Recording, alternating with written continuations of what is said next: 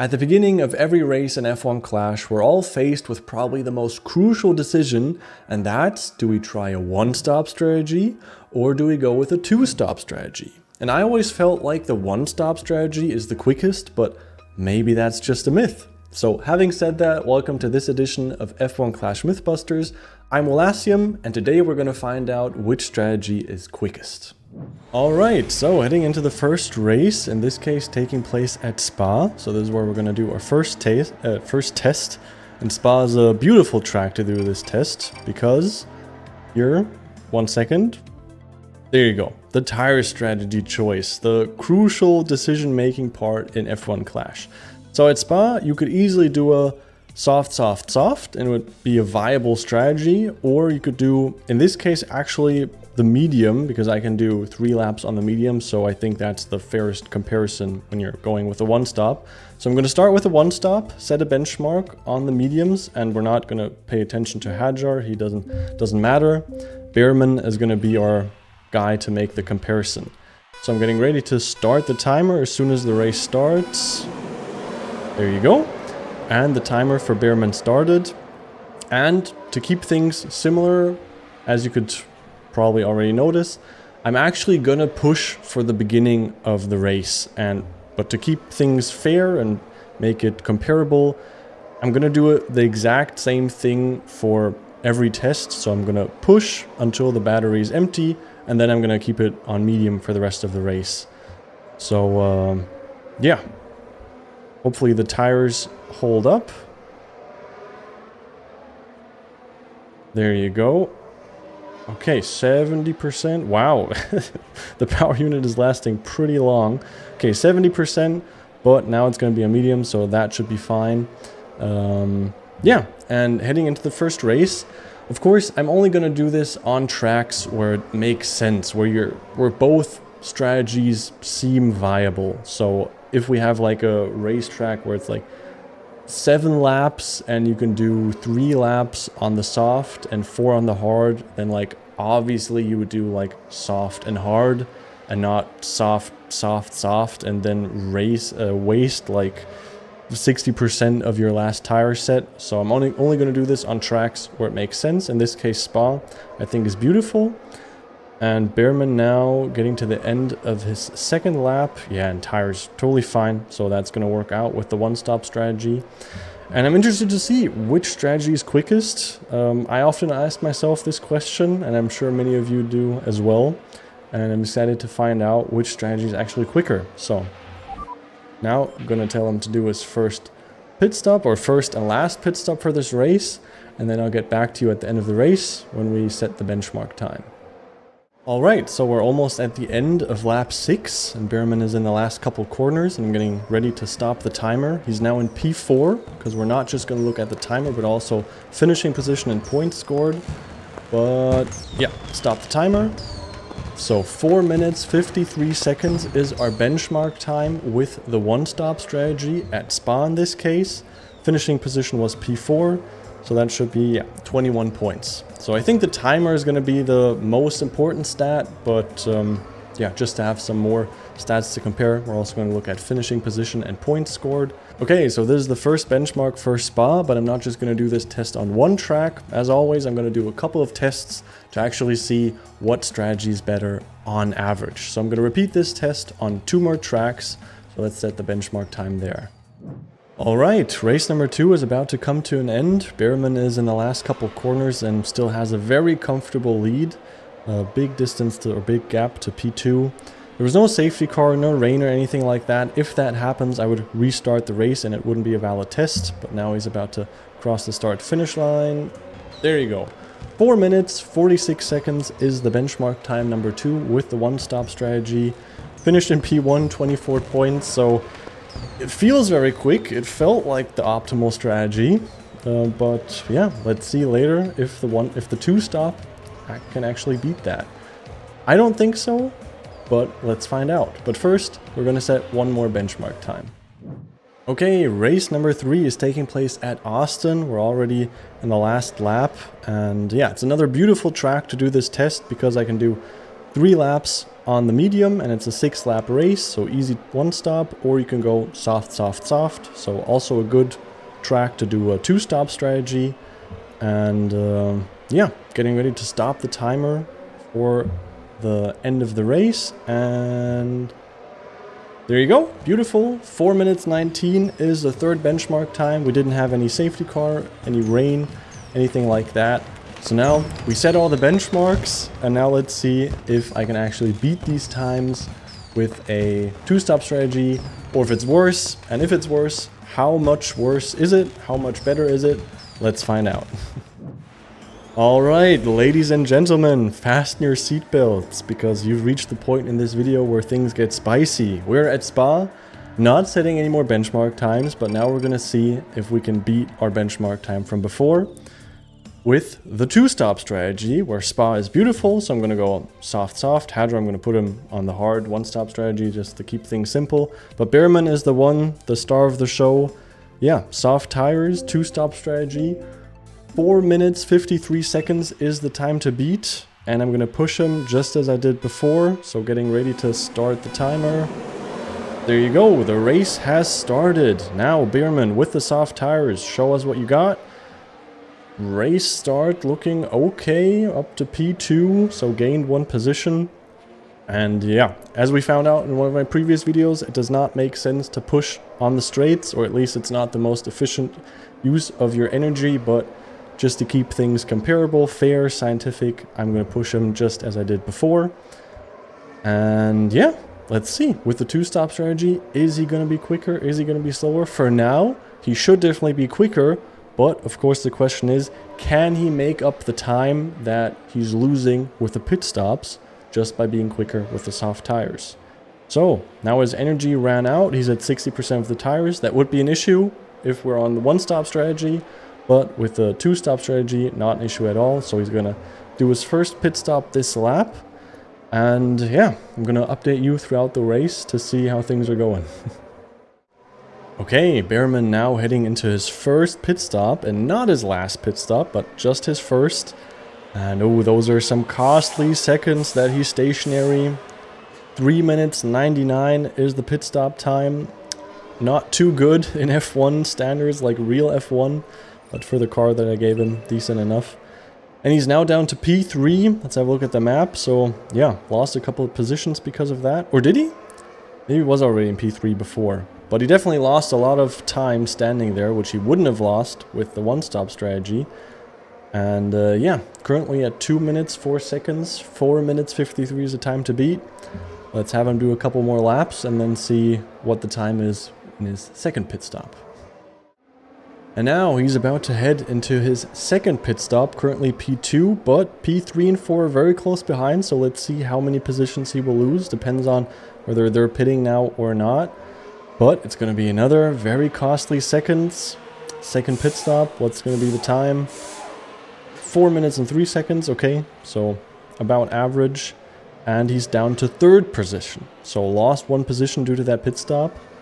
And we're at 3 minutes 28. So yeah, 2 more laps to go.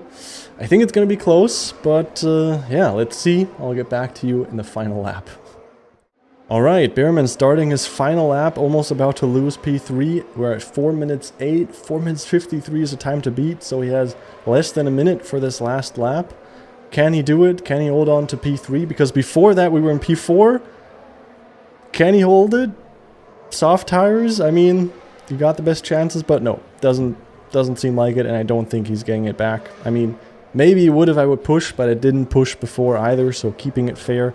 So he's down to P4. That's the same position we had earlier. Interesting. Looking at the time, 4 minutes and 40 right now. 13 more seconds. It's going to be close. It feels a bit slower. Yeah, it feels slower. It feels slower, and in a couple of seconds, it is going to be slower. He lost the time, and boom. 1 second. Oh my god. Okay, that is closer than I thought. So same position, same point scored, and 1 second slower than before. Okay, didn't expect that. That was a lot closer than I thought. So good thing that we're doing several tests Let's see if it's going to be exactly, or if it's also going to be this close in the next or remaining 2 races. But for now, both strategies are valid. So let's head to the next 2 races. All right, test number 2, race number 2, not setting the benchmark time, but with the 2-stop strategy at Singapore. Let's see if it's going to be just as close or if we have a more clear answer in this case. So this is actually the second time I'm attempting this, setting the second time, because before that I went soft tires because it says that he can do 1 to 2 laps, but he can't. He actually runs out of tires before he gets to the pit stop. So I'm gonna go medium, medium, medium. As weird as that feels, with Hadra I'm just gonna keep him on the simple 1-stop strategy. Okay, so on the medium tire, but still it's gonna be a 2-stop race and pushing for the beginning just as I did before. Getting ready to start the timer. There you go, starting the timer for the second race.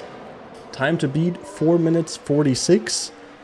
The start is looking pretty good, just as before, so he's up to P1 instantly.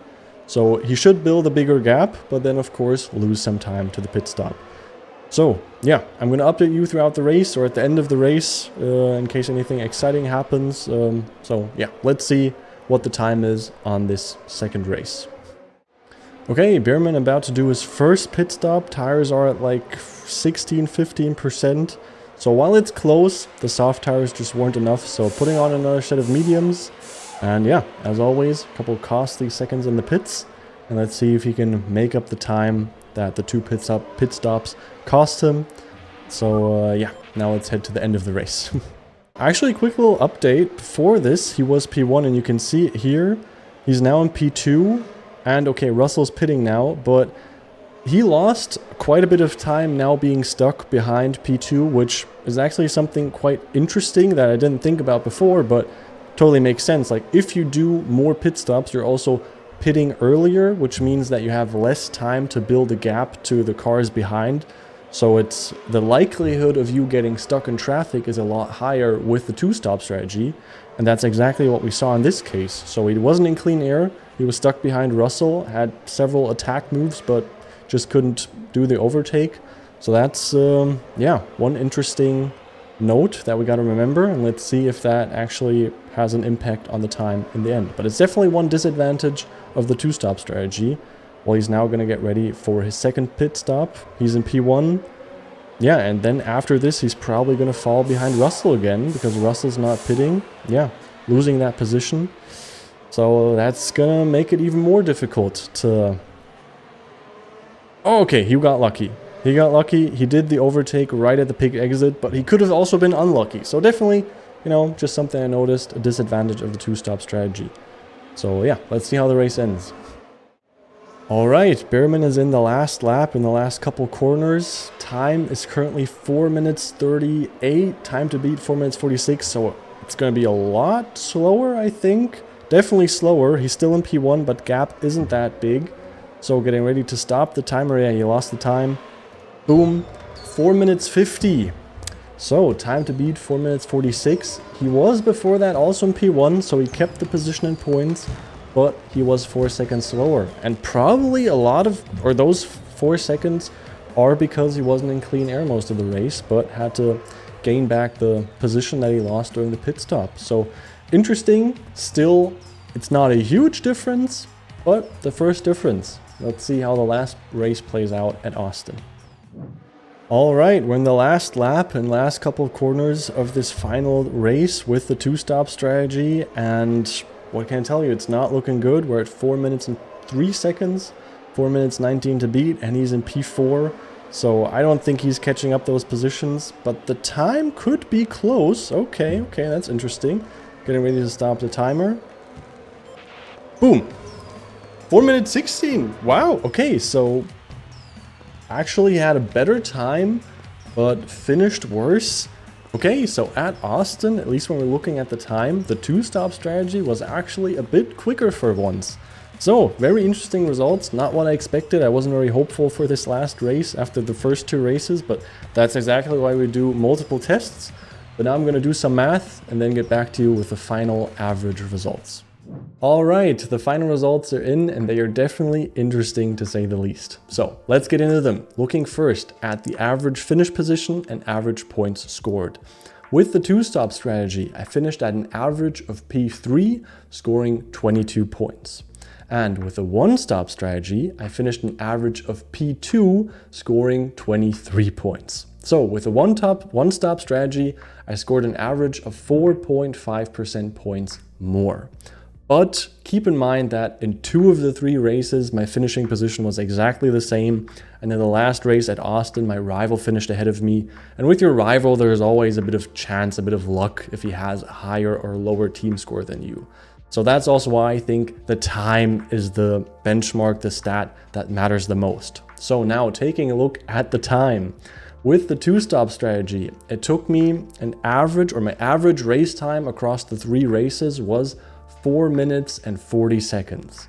And with the one-stop strategy, it was an average of 4 minutes and 39 seconds. So yes, it was 0.2% quicker, but overall it was very similar, so very close margins. So, not what I expected, and I guess you could say the myth is busted, because no, the one-stop strategy is not always quicker, and definitely not by a big margin. So, if both strategies are valid, so you're not forcing the one-stop and you're not forcing the two-stop, then the margins are very small and both strategies perform very similarly. So now knowing that that's the case, I think the big difference is that the two-stop strategy is the more aggressive, more risky strategy, because when you do those early stops, you have a higher chance of falling into traffic and maybe not being able to do those overtakes as we saw in Singapore, I think it was.